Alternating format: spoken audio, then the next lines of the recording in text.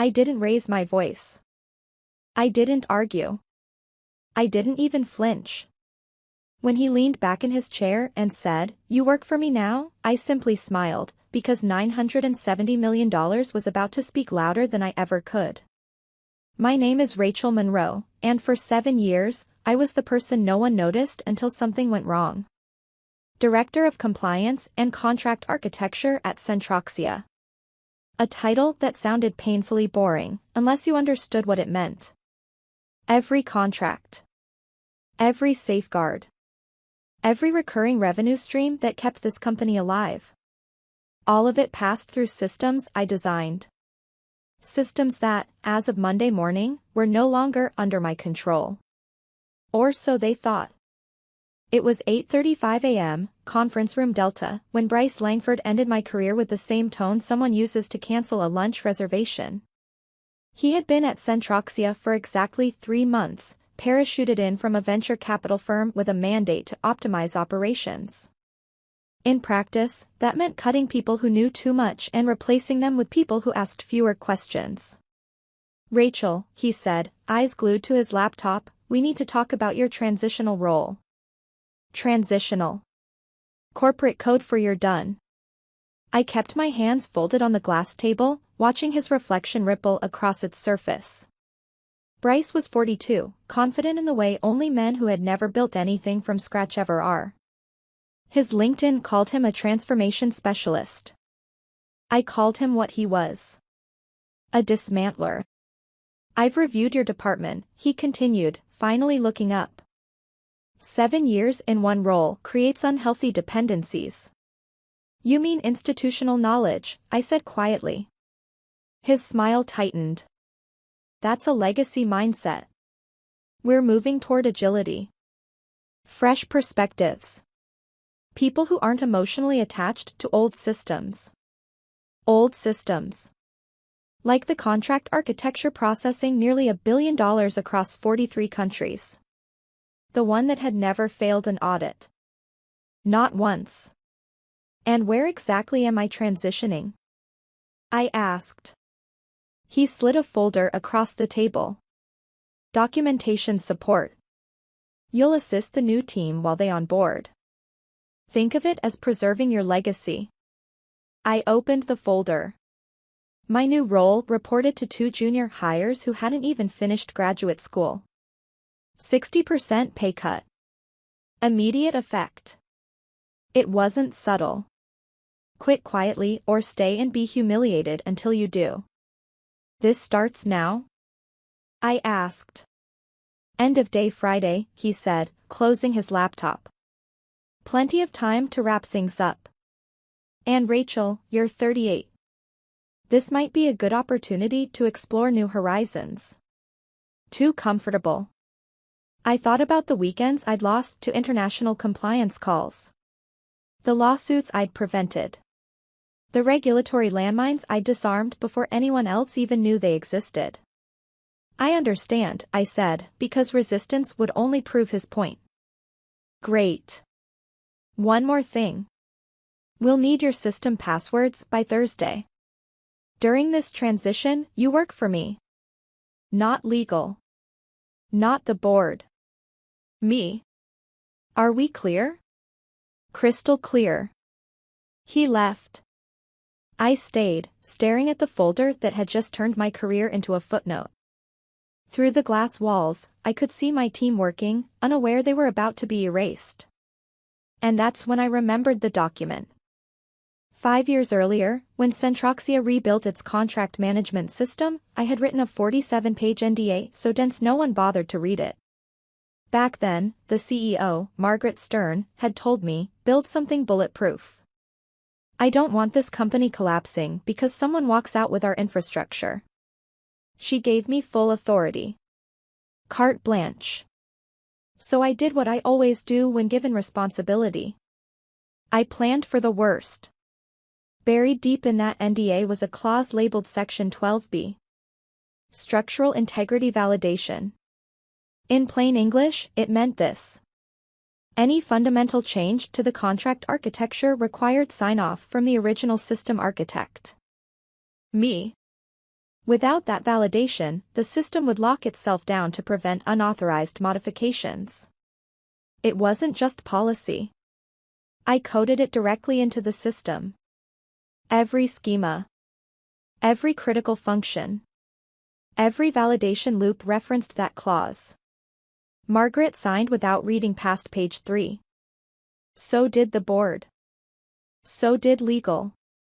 They trusted me then. Back in the conference room, I pulled out my phone and opened my private cloud. There it was. NDA_master_final_v4_sign.pdf, every signature. Every timestamp. Bryce thought my value was transferable. He thought 7 years of institutional knowledge could be compressed into documentation and handed to a team that had never built anything under pressure. He thought I was obsolete. He was wrong. Monday afternoon, I returned to my office and started watching the system logs. 3 months of data told a clear story. Bryce's team had been probing the architecture, exporting documentation, querying structures they had no business touching. They weren't optimizing. They were mapping. Preparing to replicate what they didn't understand. I documented everything. Not emotionally. Methodically. Screenshots. Timestamps. 73 unauthorized access events by nightfall. Then I tested something small. In the development environment, I added a single comment line to a non-critical function. Seconds later, an alert appeared. Structural modification detected. Architect validation required per NDA Section 12B. The alert went only to me. I reversed the change. Cleared the alert. In production, they wouldn't see warnings. They'd just keep modifying, unaware of the trap they were building around themselves. Tuesday morning, Bryce called a mandatory team meeting. He stood at the whiteboard drawing simplified workflows that looked suspiciously like my architecture stripped of its safeguards. The current system is bloated, he said. We're reducing validation from 12 steps to 3. Those 12 steps existed because international law demanded them. But I said nothing. In the corner, Sophie Martinez, our intern, took notes. She caught my eye, confused. Smart girl. After the meeting, she stopped me in the hallway. Ms. Monroe, what happens if those validations are removed? Edge cases aren't edges, I told her. They're the foundation. That afternoon, I gave Bryce exactly what he asked for. Complete documentation.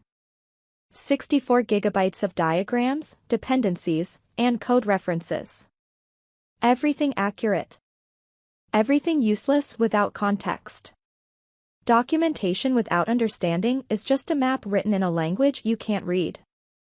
I sent the email at 11:47 p.m., copying legal and the board as protocol required. One sentence at the end. Please note that structural modifications may require additional validation per existing agreements. It was the corporate equivalent of leaving a loaded gun on the table. By Thursday, Bryce announced the modernization initiative company-wide. 30 slides of my work rebranded as his vision. He compressed 12 validations into 3. What he didn't know was that the backend still expected all 12. Remove the interface, and the system would simply wait. That night, my access expired. I packed my office and left my badge on the desk. Monday morning, at 6:01 a.m., the first contract hit the new system. At 6:01 and 3 seconds, the system requested validation. At 6:02, everything stopped. And somewhere in Denver, a man who thought silence meant surrender learned the difference between authority and architecture. Monday morning, 6:17 a.m., my phone rang. Unknown number. Denver area code. I let it ring 3 times before answering. Rachel Monroe, I said. Rachel, this is Tom. Head of IT. His voice was tight, controlled panic barely held together. We need you to come in immediately. The contract system is down. I'm no longer an employee, I replied calmly. My access was revoked Friday. I know, but... Bryce says you might have insights. Insights. Not sabotage. Not accusations. Just confusion. What exactly is happening? I asked. The system won't process anything. It keeps requesting a validation signature that doesn't exist in the new architecture. We have 47 contracts stuck. Tokyo is escalating to the board. I said nothing. Silence does heavy lifting when people finally realize they don't understand what they broke. Rachel, please, he said. Check the audit trail, I replied. Thursday night. 9:20 p.m. I uploaded a document for reference. I hung up. 20 minutes later, my phone rang again. Richard Blackstone, Chief Legal Officer. I just reviewed the NDA from 2020, he said carefully. Section 12B. Can you explain what structural validation actually means? It means exactly what it says, I replied. Any structural modification requires validation from the original architect. And that architect is you. That's what the document you're holding says. Long pause. Paper shuffling. The system refusing to process contracts, this is related. The system is protecting the company from unauthorized changes. It's functioning perfectly. Did you intend for this to happen? No, I said firmly.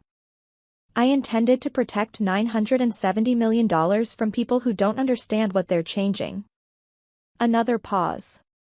We need you back, he said. As a consultant. Name your rate. I'll need that in writing, I replied. And you might want to ask Bryce why he initiated structural changes without reviewing binding NDAs. By 9 a.m., Sophie Martinez had texted me 17 times. The last message said everything.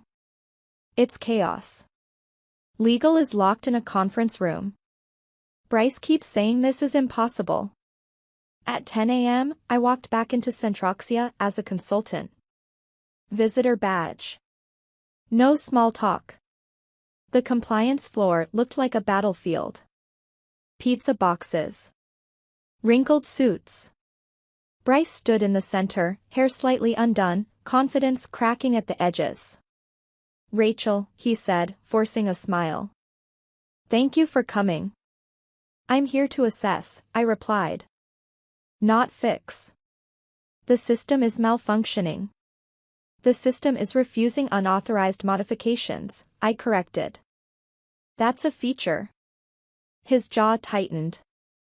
Can you restore functionality? That depends, I said. Do you want me to disable protections that keep this company compliant in 14 jurisdictions? Silence. Then you need to validate the changes you made, I continued. How? I smiled. According to the NDA, validation comes from the original architect. Me. We moved into conference room Delta. Sophie followed, laptop clutched like a life raft. I documented everything, she said quietly. She had. Every removed validation. Every shortcut. Every compliance safeguard labeled redundant. As I reviewed her work, the room grew quieter. You removed Quebec's dual consent requirement, I said. That invalidates every contract in the province. A developer shifted uncomfortably. You simplified Singapore's disclosure loop, I continued. That violates financial regulations. More silence. Bryce finally spoke. What do you need to approve these changes? I won't, I replied. They're illegal. Then what do you suggest? Revert them. That would take weeks. It would take 72 hours if you follow Sophie's documentation, I said. But that's your problem, not mine. Voices rose. Accusations flew. I stood up. My contract allows 4 hours on site, I said. If you need more, we renegotiate. I left while they argued. That afternoon, Sophie found something worse. They've been exporting data, she whispered over the phone. Templates. Client lists. The entire compliance framework. Document everything, I said. And notify legal. This isn't optimization. It's theft. By evening, the board was in panic mode. The former CEO, Margaret Stern, called me personally. That NDA you wrote, she said, amused. I reread it. Section 12B is, inspired. It's working, I replied. Can you fix this? Yes, I said. On my terms. By Monday night, my consulting agreement was signed. Triple rate.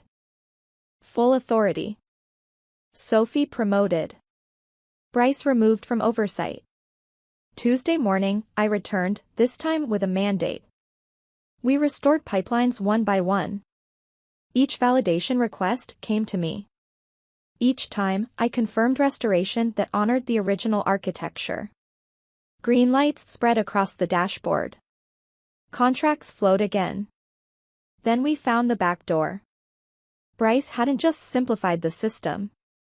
He'd inserted a rerouting mechanism in high-value contracts. A private validation path he controlled. Wire fraud. Corporate espionage.